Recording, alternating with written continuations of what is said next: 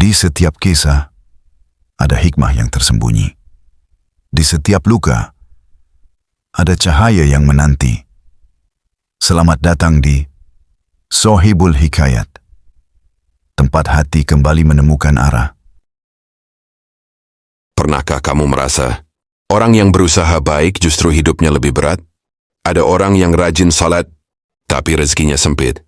Ada orang yang menjaga diri dari maksiat, tapi hidupnya penuh ujian.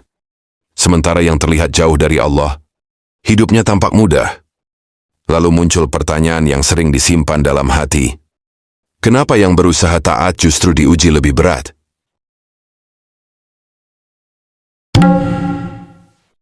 Pemuda itu menerima kabar dari kantornya, kontrak kerjanya tidak diperpanjang. Wajahnya terdiam. Baru saja ia memperbaiki hidupnya. Baru saja ia lebih dekat dengan Allah. Namun justru di saat itu, ia kehilangan pekerjaannya. Ia berjalan pulang. Hujan mulai reda. Di dalam hatinya muncul pergulatan. Dulu saat hidupku berantakan, semuanya terasa lebih mudah. Sekarang saat aku mencoba berubah, kenapa semuanya terasa berat?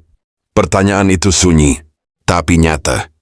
Rasulullah bersabda dalam riwayat Sunan At-Tirmidzi, manusia yang paling berat ujiannya adalah para nabi, kemudian orang-orang yang paling mirip dengan mereka, lalu yang berikutnya.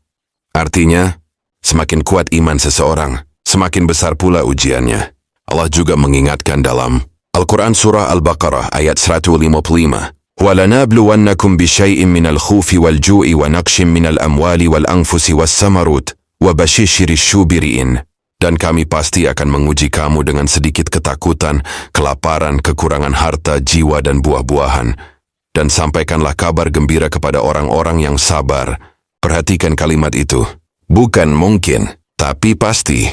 Kenapa orang baik diuji? Karena ujian adalah proses pembentukan. Besi biasa tidak ditempa keras. Yang ditempa keras adalah pedang. Allah tidak sedang menghancurkanmu. Allah sedang membentukmu. Kadang ujian datang bukan karena kita lemah, tapi karena kita mampu menjadi lebih kuat. Jika Allah memberimu kehidupan yang mudah tanpa ujian, mungkin kamu tidak akan pernah berubah. Tapi karena ujian itulah, kamu belajar sabar. Kamu belajar tawakal. Kamu belajar kembali kepadanya. Sekarang renungkan, jika hidup ini selalu mudah, apakah kita masih sering berdoa? Jika semua keinginan kita terpenuhi, apakah kita masih mengingat Allah? Kadang ujian bukan untuk menyiksa. Ujian adalah cara Allah menarik kita kembali ketika kita hampir lupa. Dan bisa jadi, ujian yang kamu benci hari ini adalah jalan yang menyelamatkan hidupmu di masa depan. Hidup mungkin tidak menjadi lebih mudah, tapi hatinya menjadi lebih kuat.